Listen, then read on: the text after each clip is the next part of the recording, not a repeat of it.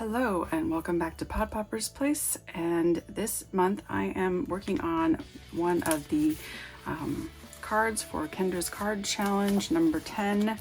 I have already used her template that you can find on the website that I will link in the description box below. And I have cut out all my materials here and put them in a bag so that they're organized. And I have put numbers on them on the back side so that I know which card sketch that it goes to. There are 15 card sketches if you're not familiar with Kendra's Card Challenge. It is a quarterly challenge and she gives you a template, and the sketch is to create 15 cards from 6 sheets of 6x6 paper, along with some additional pieces that you can add and embellish as you like.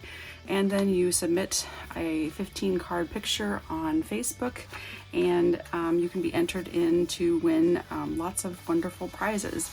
And this month I am featuring Whimsy stamps, and this is one of their paper packs, designer 6x6 paper packs. They are made in the USA, which is wonderful. And this is a fun comics one where it has just tons of different patterns that are just like a little over the top, but really great for making some comic book type cards. And I have chosen 6 of those sheets, and I am going to also use their made in the USA comic book page stamp, and then this is the die to cut out the center area here.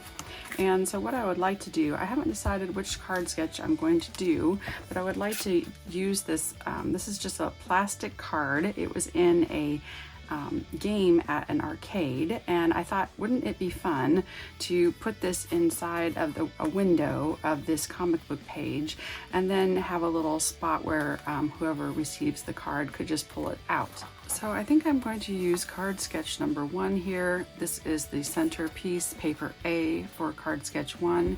It is too small for this whole stamp here.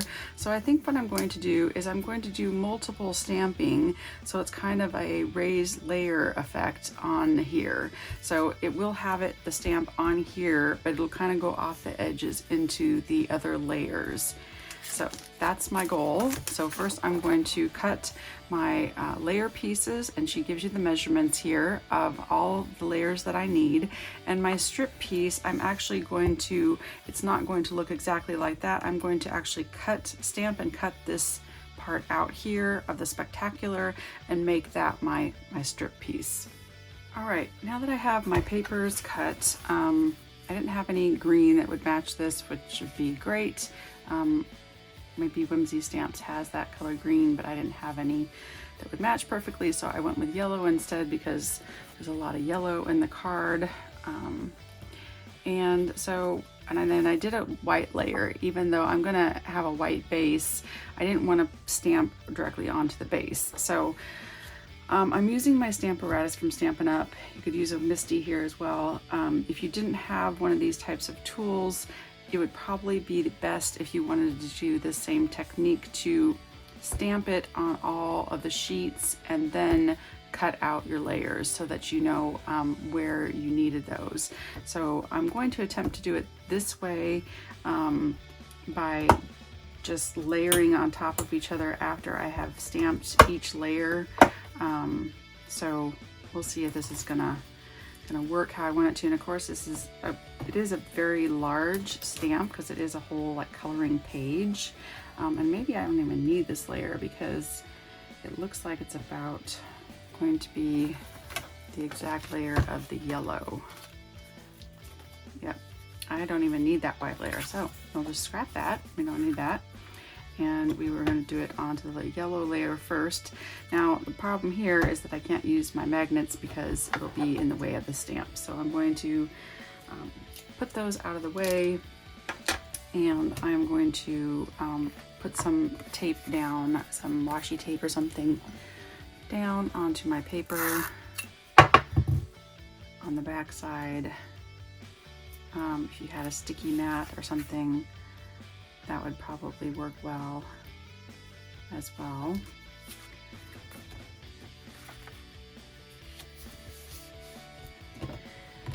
And I have my extra layer in here, and I may not need that actually because this is a red rubber stamp. It's not the clear photopolymer ones.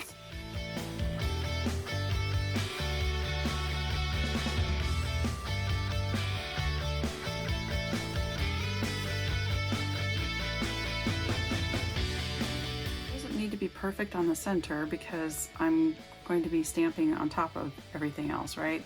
But I do want to make sure that in case this bottom part shows here, that that's stamped well. You can see how that's going to cover up most of our picture there. And then I'm going to come back and then do this one. And there's a lot of busyness here. So that's kind of, you know, how is that going to look? I'm not really sure.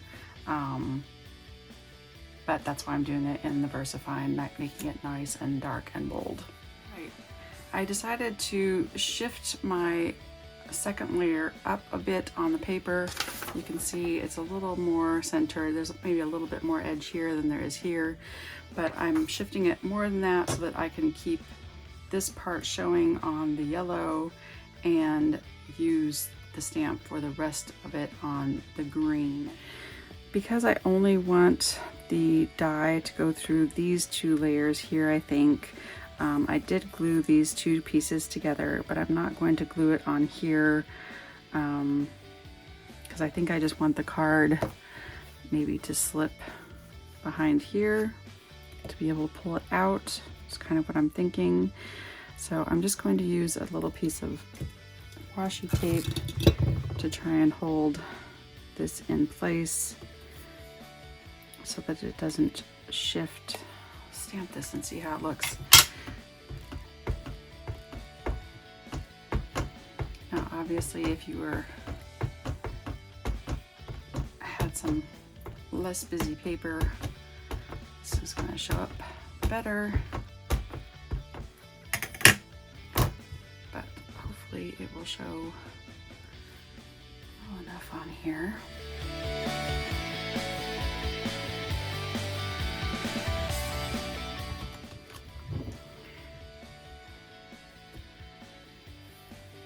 All right, we're gonna have that cut out anyway and covered up. Look at this, maybe get that one more. These stamping platforms would come in handy because you wouldn't be able to stamp multiple times if you did not have this or something like it. All right, I'm gonna let that dry. And now I'm just going to use this blank white paper that I don't need after all, but I am going to use it to stamp that spectacular, and use my magnet this time. I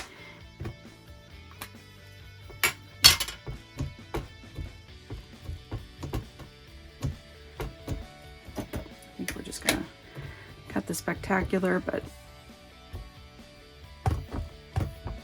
of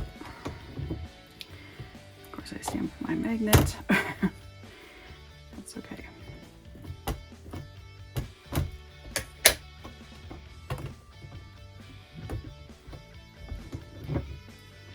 There we go. Nice, good impression. It was really easy. I just to cut this out because of the straight lines. I did keep the news story on there, so I think I might use both of them, but I wasn't 100% sure, so I just went ahead and cut it both out. And then I'm just going to take a black marker and go around these white edges just so that they don't show.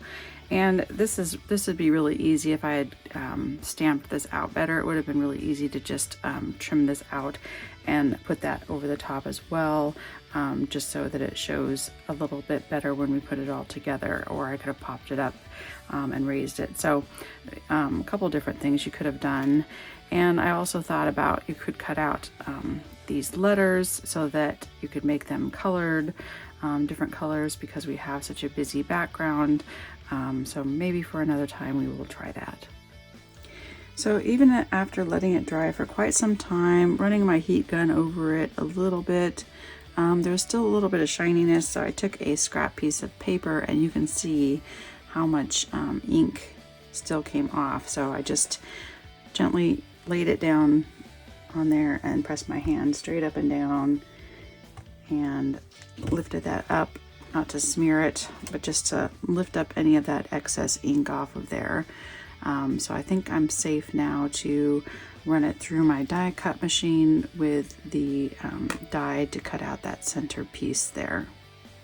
And you can see I used this also as I ran it through my machine, because otherwise there would get ink on the plates, and then next time I go to use it, there still could be some ink on there and ruin whatever I was cutting out next. So you can see quite a bit of ink still came off when I ran it through there. So just keep that in mind when you do stamp on these more shiny and slippery kind of cardstock. So now that we have that cut out, I can go ahead and kind of figure out how I'm going to put my card in there. I ran into a little bit of a challenge, so I've put some foam dots and strips here, and if I put it here, then the card will not show. So it needs to sit all the way down at the bottom in order for a flash to actually show. So what I'm going to do is I'm going to take a black piece of paper about the same size, and I'm just going to make like a little fold in it at the bottom to kind of be like a little pocket to hold the card up, so it doesn't actually have to have any foam tape in the way of the card. So I'm gonna see if this is gonna solve my little challenge here. So I'm going to see, is that too tall? It's a little bit too tall.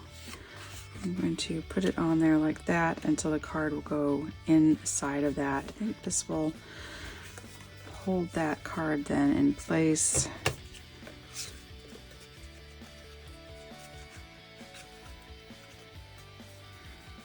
And it really has to be right at the bottom there for it to show. So it would be ideal if this was a little bit longer paper to glue just the inside of that, just a tiny bit. Make sure that still fits in there.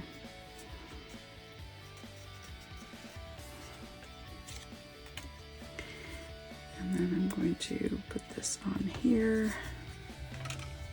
I've already glued my yellow to my base of my card, so I'm just going to add some glue here and here, so I have a little bit of wiggle room, hopefully, so that we can line this up.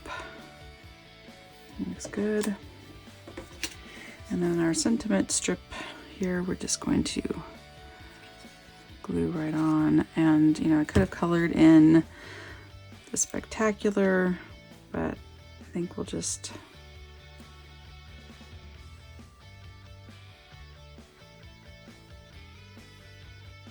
need that like that. And let's see if this will slide down in there. I can only see your legs, Flash.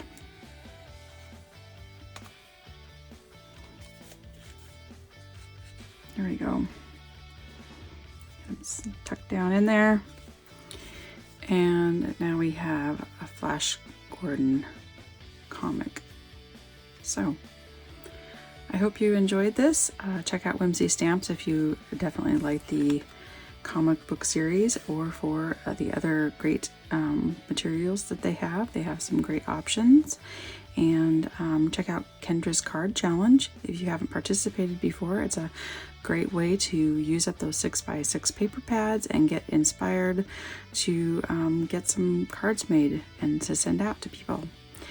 And all the information will be in the description box below. Thanks for watching. Come again. I would love it if you like and subscribe. Bye.